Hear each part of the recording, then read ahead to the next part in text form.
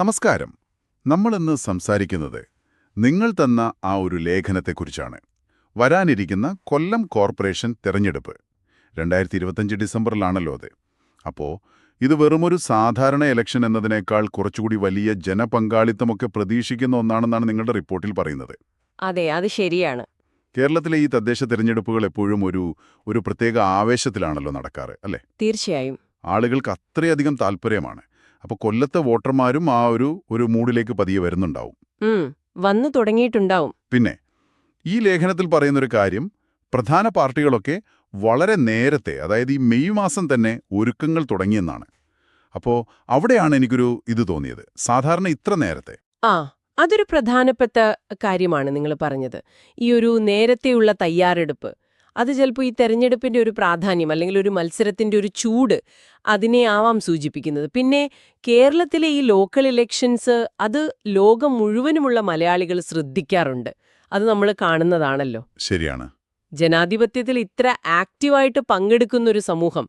അപ്പോൾ കൊല്ലത്തെ കാര്യങ്ങൾ അറിയാൻ പലരും നോക്കിയിരിക്കും. അതെ അതെ.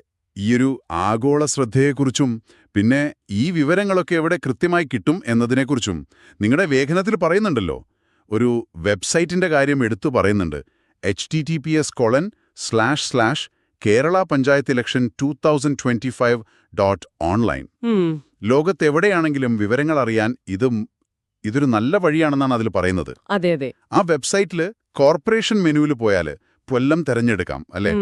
പിന്നെ തിരുവനന്തപുരം കോർപ്പറേഷനെക്കുറിച്ചുള്ള വിവരങ്ങളും ഉണ്ടെന്നും പറയുന്നു. ഉണ്ട്. തിരുവനന്തപുരവും അതിലുണ്ട്. പിന്നെ ആളുകൾക്ക് സംസാരിക്കാനും അഭിപ്രായം പറയാനുമായിട്ട് ഒരു ബ്ലോഗും അവർ കൊടുത്തിട്ടുണ്ട്. ഓക്കെ. അപ്പോൾ ഇവിടെയാണ് ടെക്നോളജിയുടെ ഒരു പവർ നമ്മൾ കാണുന്നത്. അതായത് ലോകത്തിന്റെ ഏതു ഭാഗത്തിരുന്നും സ്വന്തം നാട്ടിലെ ജനാധിപത്യത്തിൽ അവിടത്തെ കാര്യങ്ങളിൽ ഇൻവോൾവ് ആകാനും വിവരങ്ങൾ അറിയാനും പറ്റുന്നു. ആ ലേഖനത്തിൽ പറയുന്നൊരു പ്രതീക്ഷയും ആശ്വാസവും എന്നൊരു വാക്കുണ്ടല്ലോ. ഉണ്ട്. അതൊരു പക്ഷേ ഈ പ്രവാസികൾക്ക് ഈ വെബ്സൈറ്റ് നൽകുന്നൊരു ഫീലിംഗ് ആയിരിക്കാം.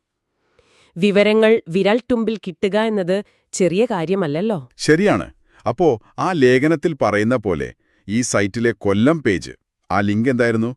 https://Kerala Panchayat Election 2025.online corporation Kollam -municipal corporation, അല്ലേ? അതെ, അത് തന്നെ. അത് ബുക്ക് മാർക്ക് ചെയ്ത് വെക്കുന്നത് നല്ലതാണെന്ന് തോന്നുന്നു. അപ്പോ അപ്ഡേറ്റ്സ് അറിയാലോ. തീർച്ചയായും. അപ്പോ ഇതിൽ നിന്നൊക്കെ നമുക്ക് എന്താണ് മനസ്സിലാവുന്നത്? കൊല്ലം ഇലക്ഷൻ വരുന്നു, പാർട്ടികൾ നേരത്തെ തന്നെ റെഡിയായി, ലോകം മുഴുവൻ ഇത് ശ്രദ്ധിക്കുന്നവർക്ക് വിവരങ്ങൾ കൊടുക്കാനൊരു ഡിജിറ്റൽ പ്ലാറ്റ്ഫോമും റെഡി. മൊത്തത്തിലൊരു ഒരുക്കം തകൃതിയായി നടക്കുന്നു.